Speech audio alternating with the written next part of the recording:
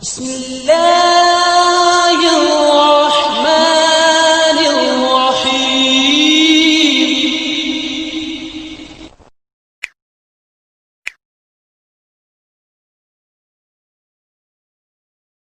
السلام علیکم ورحمۃ اللہ وبرکاتہ۔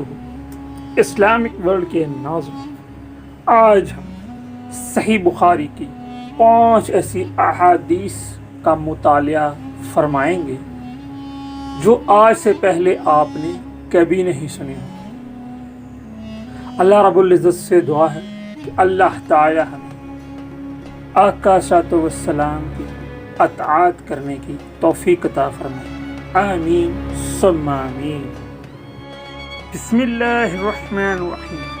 نبی کریم رؤوف الرحیم، دکھی دلوں کے چین، سرور کونین، شافع محشر، مختار کل، ختم رسول احمد مجتبی محمد مصطفیٰ صلی اللہ تعالی علیہ وآلہ وسلم کا فرمان علی شان ہے کہ رسول اللہ صلی اللہ علیہ وسلم نے فرمایا، مردوں میں تو بہت سے کامل لوگ اٹھے، لیکن عورتوں میں فرعون کی بیوی آسیہ اور مریم بنت عمران علیہما سلام کے سوا اور کوئی کامل نہیں پیدا ہوا۔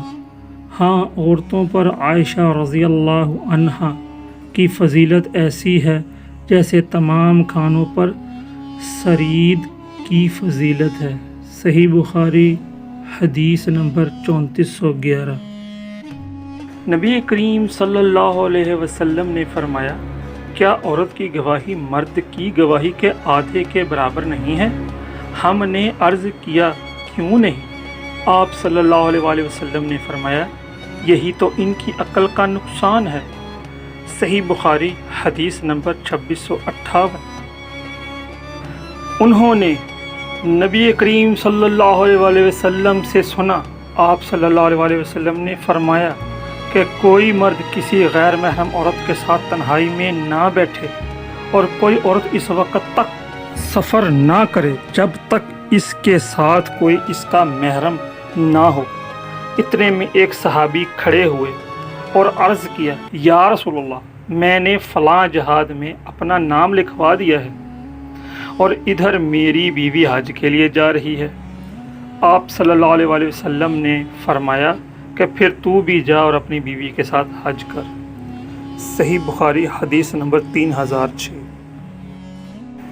نبی کریم صلی اللہ علیہ وسلم نے فرمایا، میں نے جنت میں جھانک کر دیکھا تو جنتیوں میں زیادتی غریبوں کی نظر آئی، اور میں نے دوزخ میں جھانک کر دیکھا تو دوزخیوں میں کثرت عورتوں کی نظر آئی۔ صحیح بخاری حدیث نمبر 3241۔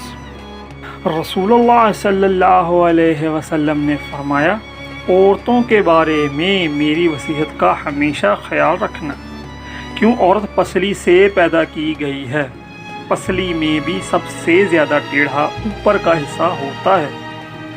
اگر کوئی شخص اسے بالکل سیدھا کرنے کی کوشش کرے تو انجام کار توڑ کے رہے گا، اور اگر اسے وہ یوں ہی چھوڑ دے گا تو پھر ہمیشہ ٹیڑھی ہی رہ جائے گی۔